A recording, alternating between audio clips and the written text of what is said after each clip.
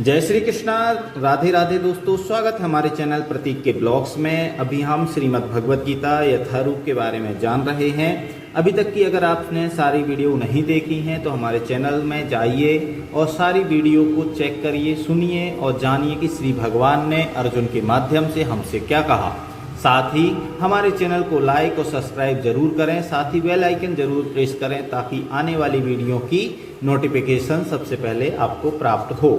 श्रीमद् भगवत गीता यथारूप अध्याय 16 देवी तथा आसुरी स्वभाव, श्लोक 20 से लेकर 24 तक के बारे में हिंदी एवं संस्कृत के अर्थ और तात्पर्य को हम समझेंगे।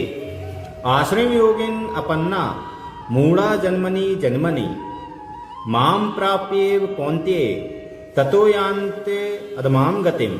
अर्थात हे कुंती पुत्र, ऐसे व्यक्ति आसुरी योनि में बारंबार जन्म ग्रहण करते हुए कभी भी मुझ तक नहीं पहुंच पाते। वे धीरे धीरे अत्यंत अधम गति को प्राप्त होते हैं। तात्पर्य यह विख्यात है कि ईश्वर अत्यंत दयालु हैं, लेकिन यहाँ पर हम देखते हैं कि वे असुरों पर कभी भी दया नहीं करते। यहाँ स्पष्ट कहा गया है कि आसुरी लोगों को जन्म जन्मांतर तक उनके समान असुरों के गर्भ में रखा जाता है और ईश्वर की कृपा प्राप्त न होने से उनका अधःपतन होता रहता है, जिससे अंत में उन्हें कुत्तों, बिल्लियों तथा सूकरों जैसा शरीर मिलता है। यहाँ यह स्पष्ट किया गया है कि ऐसे असुर जीवन की किसी भी अवस्था में ईश्वर की कृपा के भाजन नहीं बन पाते। वेदों में भी कहा गया है कि ऐसे व्यक्ति अधःपतन होने पर कुकर शुकर बनते हैं। इस प्रसंग में यह तर्क किया जा सकता है कि यदि ईश्वर ऐसे असुरों पर कृपालु नहीं है तो उन्हें सर्व कृपालु क्यों कहा जाता है।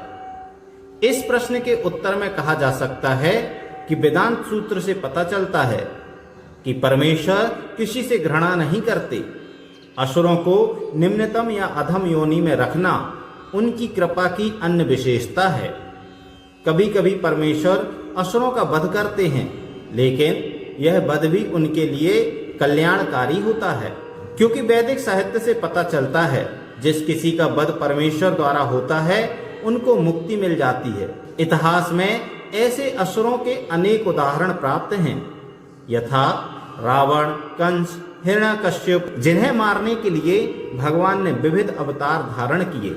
अतएव असुरों पर ईश्वर की कृपा तभी होती है जब वे इतने भाग्यशाली होते हैं कि ईश्वर उनका वध करे। श्लोक 21 त्रिविधम नरकस्य एदम द्वारम नाशनम आत्मना कामः क्रोधस्य तथा लोभस्य तस्मादेत्रयम् त्यजेत। अर्थात इस नरक के 3 द्वार हैं, काम, क्रोध तथा लोभ। प्रत्येक बुद्धिमान व्यक्ति को चाहिए कि इन्हें त्याग दे, क्योंकि इनसे आत्मा का पतन होता है। तात्पर्य यहाँ पर आसुरी जीवन आरंभ होने का वर्णन हुआ है। मनुष्य अपने काम को तुष्ट करना चाहता है, किंतु जब उसे पूरा नहीं कर पाता तो क्रोध तथा लोभ उत्पन्न होता है। जो बुद्धिमान मनुष्य आसुरी योनि में नहीं गिरना चाहता, उसे चाहिए कि वह इन तीनों शत्रुओं का परित्याग कर दे, क्योंकि ये आत्मा का हनन इस हद तक कर देते हैं कि इस भवबंधन से मुक्ति की संभावना नहीं रह जाती। श्लोक 22 एतैर विमुक्तो कौन्तेय तमोदारेर त्रिभिः नर आचरत्य आत्मना श्रेयस्ततो याति पराम गतिम। हे कुंती पुत्र, जो व्यक्ति इन तीनों नरक द्वारों से बच जाता है वह आत्म साक्षात्कार के लिए कल्याणकारी कार्य करता है और इस प्रकार क्रमशः परम गति को प्राप्त होता है। तात्पर्य मनुष्य को मानव जीवन के 3 शत्रुओं काम, क्रोध तथा लोभ से अत्यंत सावधान रहना चाहिए। जो व्यक्ति जितना ही इन तीनों से मुक्त होगा उतना ही उसका जीवन शुद्ध होगा। तब वह वैदिक साहित्य में आदिष्ट विधि विधानों का पालन कर सकता है। इस प्रकार मानव जीवन के विधि विधानों का पालन करते हुए वह अपने आप को धीरे धीरे आत्म साक्षात्कार के पद पर प्रतिष्ठित कर सकता है। यदि वह इतना भाग्यशाली हुआ कि इस अभ्यास से कृष्ण भावना अमृत के पद तक उठ सके तो उसकी सफलता निश्चित है। वैदिक साहित्य में कर्म तथा कर्म फल की विधियों का आदेश है, जिससे मनुष्य शुद्धि की अवस्था या संस्कार तक पहुंच सके। सारी विधि काम, क्रोध तथा लोभ के परित्याग पर आधारित है। इस विधि का ज्ञान प्राप्त करके मनुष्य आत्म साक्षात्कार के उच्च पद तक उठ सकता है और इस आत्म साक्षात्कार की पूर्णता भक्ति में है। भक्ति में बद्ध जीव की मुक्ति निश्चित है। इसलिए वैदिक पद्धति के अनुसार 4 आश्रमों तथा 4 वर्णों का विधान किया गया है। विभिन्न जातियों या वर्णों के लिए विभिन्न विधि विधानों की व्यवस्था है। यदि मनुष्य उनका पालन कर पाता है तो स्वतः ही आत्म साक्षात्कार के सर्वोच्च पद को प्राप्त कर लेता है। तब उसकी मुक्ति में कोई संदेह नहीं रह जाता। श्लोक 23।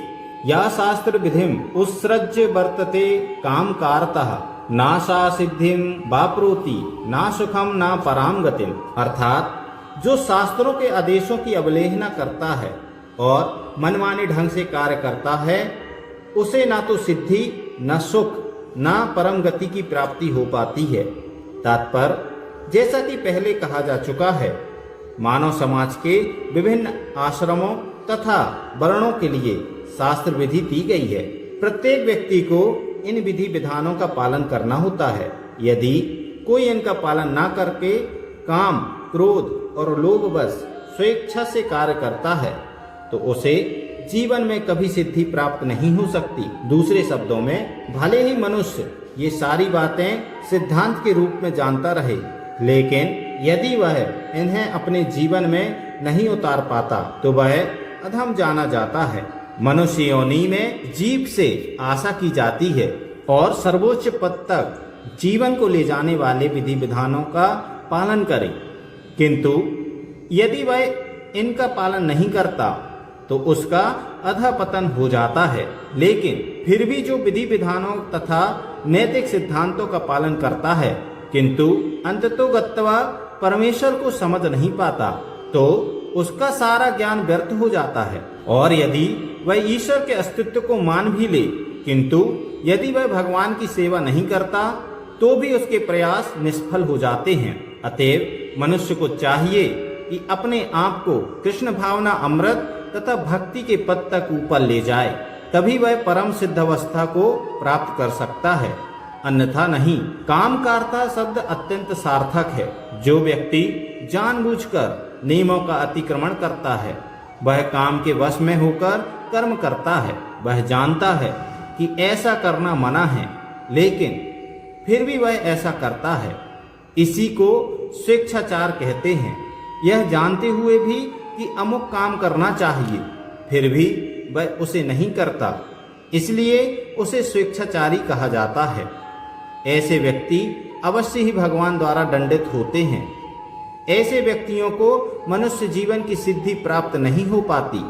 मनुष्य जीवन तो अपने आप को शुद्ध बनाने के लिए है, किंतु जो व्यक्ति विधि विधानों का पालन नहीं करता, वह अपने को ना तो शुद्ध बना सकता है, ना ही वास्तविक सुख प्राप्त कर सकता है। श्लोक 24। तस्माच्च शास्त्रम प्रमाणम ते कार्याकार व्यवस्थितो ज्ञात्वा शास्त्र विधानोक्तम कर्म कर्तुम अर्हसि।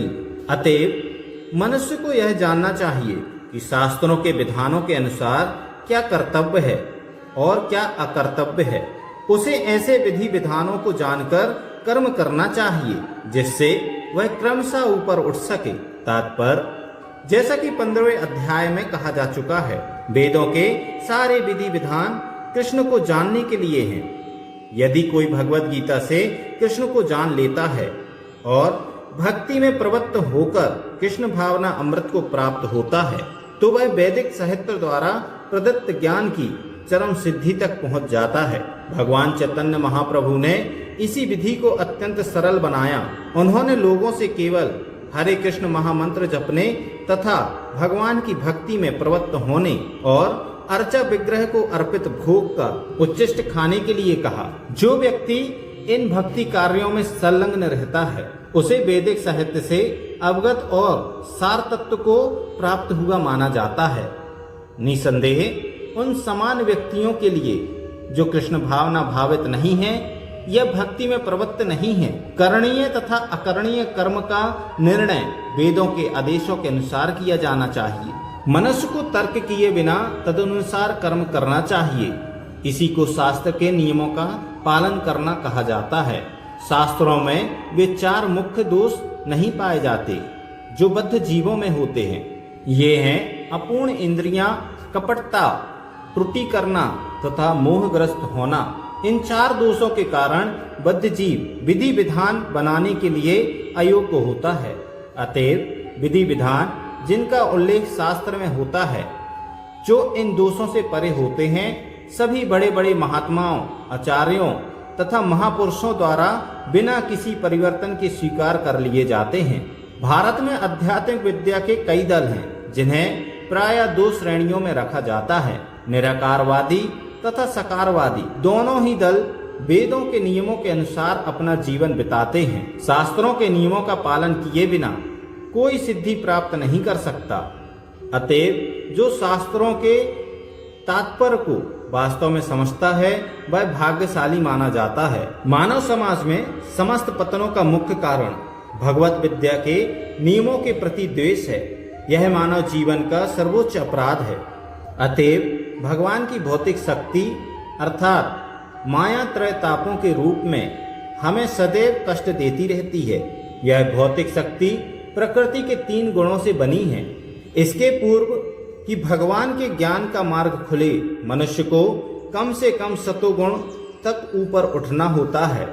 सतोगुण तक उठे बिना वह तमो तथा रजोगुणों में रहता है, जो आसुरीय जीवन के कारण स्वरूप है। रजो तथा तमोगुणी व्यक्ति शास्त्रों, पवित्र मनुष्यों तथा भगवान के समुचित ज्ञान की खिल्ली उड़ाते हैं। वे गुरु के आदेशों का उल्लंघन करते हैं और शास्त्रों के विधानों की परवाह नहीं करते। वे भक्ति की महिमा का श्रवण करके भी उसके प्रति आकृष्ट नहीं होते।